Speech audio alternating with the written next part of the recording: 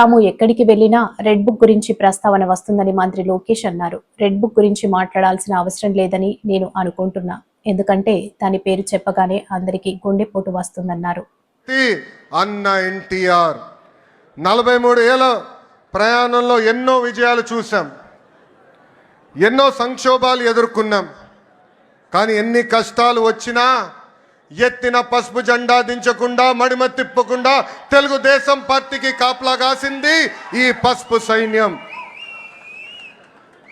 ప్రత్యర్థులు మీద పడిన, మీసాలు మిలేసి తొడగొట్టిన అంజిరెడ్డి తాతనే మన ధైర్యం.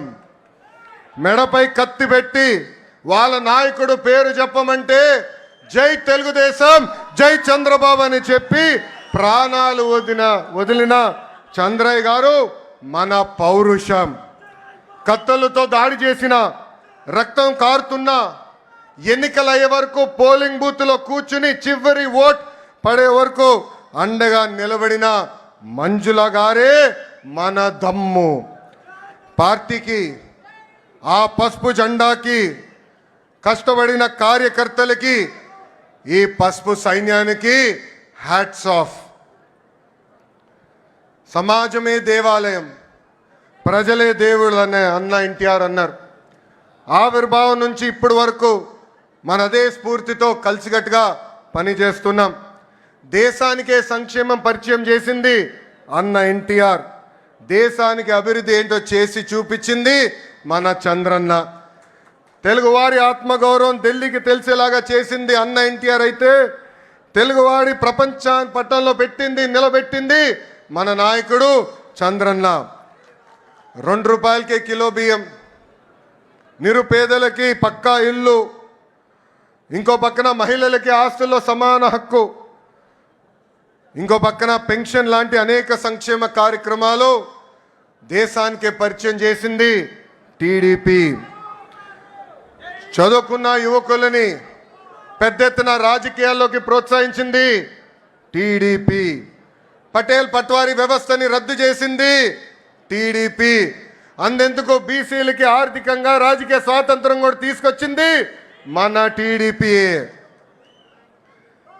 మనకి గల్లీ పాలిటిక్స్ తెలుసు, ఢిల్లీ పాలిటిక్స్ కూడా తెలుసు. జాతీయ రాజకీయాల్లో సైకిల్ ముద్రనే వేరు. కేంద్ర ప్రభుత్వాల్ని శాసించే అవకాశం వచ్చినా ఎప్పుడు రాష్ట్ర ప్రయోజనాలు మేరకు మనం పనిచేశాం. ఏనాడు స్వార్థంతో పదవులు మనం అడగలేదు. రాష్ట్ర ప్రయోజనాలే ముందు పెట్టి నడిపించిన పార్టీ తెలుగుదేశం పార్టీ. అంబేద్కర్ గారికి భారతరత్న ఇవ్వటంలో కీలక పాత్ర వహించింది తెలుగుదేశం పార్టీ. అంతెందుకు ఆనాడు అబ్దుల్ కలాం గారిని రాష్ట్రపతి చేయాలని ప్రతిపాదించిన వ్యక్తి మన నాయకుడు చంద్రబాబు నాయుడు గారు. ఇంకా బాలయోగి గారిని పార్లమెంట్కే తొలి దళిత స్పీకర్ చేసిన ఘనత కూడా మన పార్టీ తెలుగుదేశం పార్టీది. హైవేల నిర్మాణం, విద్యుత్, టెలికాం, ఐటీ, డిజిటల్ పేమెంట్లో అనేక సంస్కరణలు కూడా తీసుకొచ్చిన party Telugu Desam party. Telugu Desam party జెండా పీకేస్తారని ఎంతోమంది అన్నారు. అలాంటి వాళ్ళు ఈరోజు అడ్రస్ లేకుండా పోయారు. అది మనందరం చూస్తున్నాం. 2019 వరకు మనం చూసిన రాజకీయాలు ఒక రకం.